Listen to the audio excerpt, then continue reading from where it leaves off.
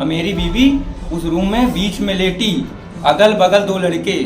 मैं वही 11:30 बजे 12 बजे निकला, पहुंचे जाके रूम में शटर से अंदर से रस्सी बंद होती है। मेरी बीवी क्या कहती है, इसको मारो नहीं तो बवाल हो जाएगा ज्यादा। ऑटो चलाता हूँ सर, किसी तरह पेट पालता था, अपने लिए जैकेट नहीं लेता था इतनी ठंडी में, उसके लिए जैकेट लिवाई थी।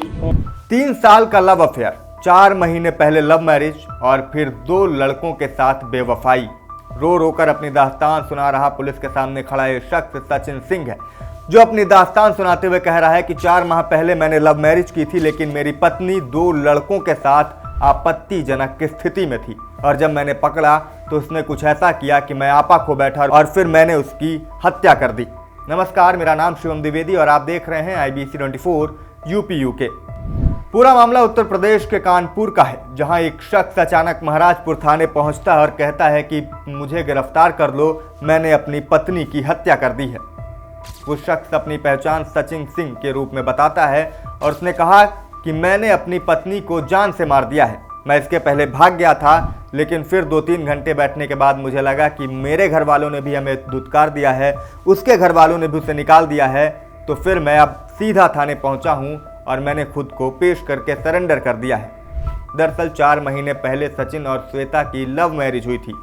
दोनों का 3 साल से प्रेम प्रसंग चल रहा था। प्रेम प्रसंग के बाद घर वाले राजी नहीं हुए तो दोनों ने कोर्ट मैरिज कर ली।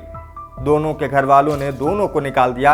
इसके बाद वो ऑटो चलाकर अपना जीवन यापन कर रहा था और उसे हर खुशियां देने की कोशिश कर रहा था।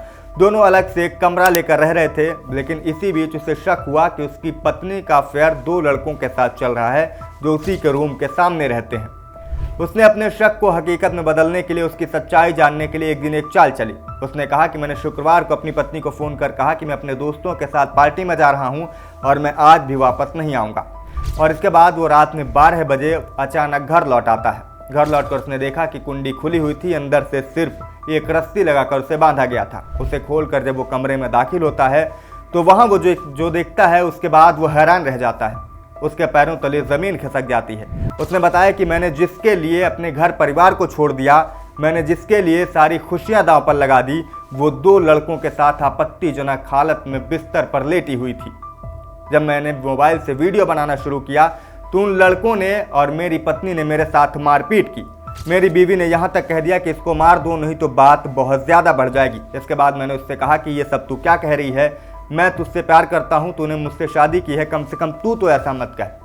सचिन ने पुलिस को आगे बताया कि इसके बाद उन लोगों ने उसके साथ मारपीट की। इसी बीच किसी ने पुलिस को सूचना दे दी, जिसके बाद पुलिस सबको चौकी लेकर गई, बाहर लेकर गई।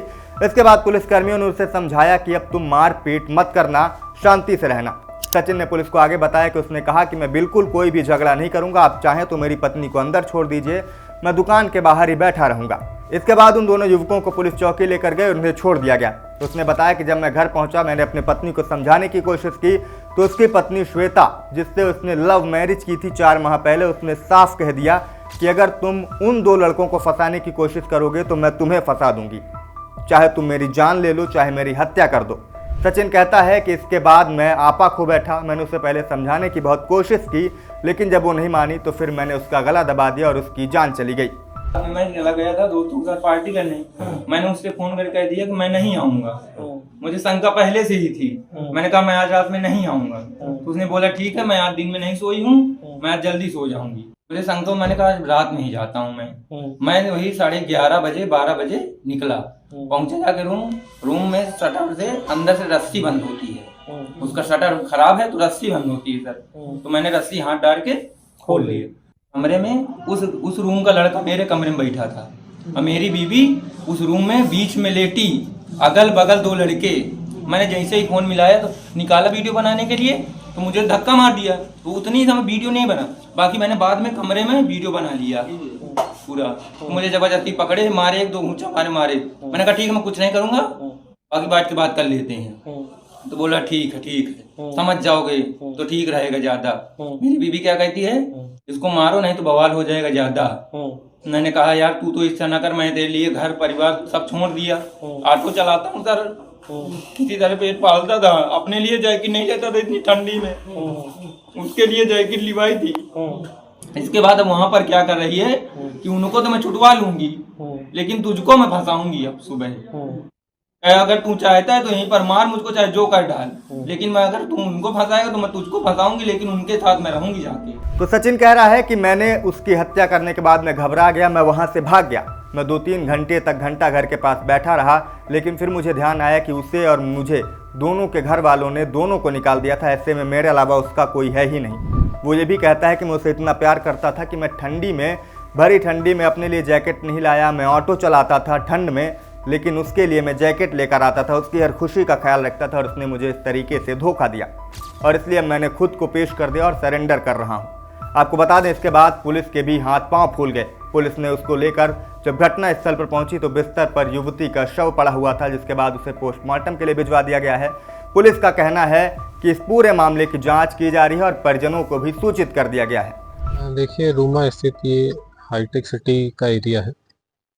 यहाँ पे अभी मॉर्निंग में एक सूचना प्राप्त हुई थी कि पति ने अपने पत्नी की हत्या कर दी है। उसी सूचना पे स्थानीय पुलिस तत्काल मौके पर पहुंची। एसीपी साहब भी पहुंचे, मैं भी यहाँ मौजूद हूँ। घटनास्थल निरीक्षण किया मैंने। उसमें मैंने पाया है कि जो मृतका है उसका गला दबा के उसकी हत्या की गई है।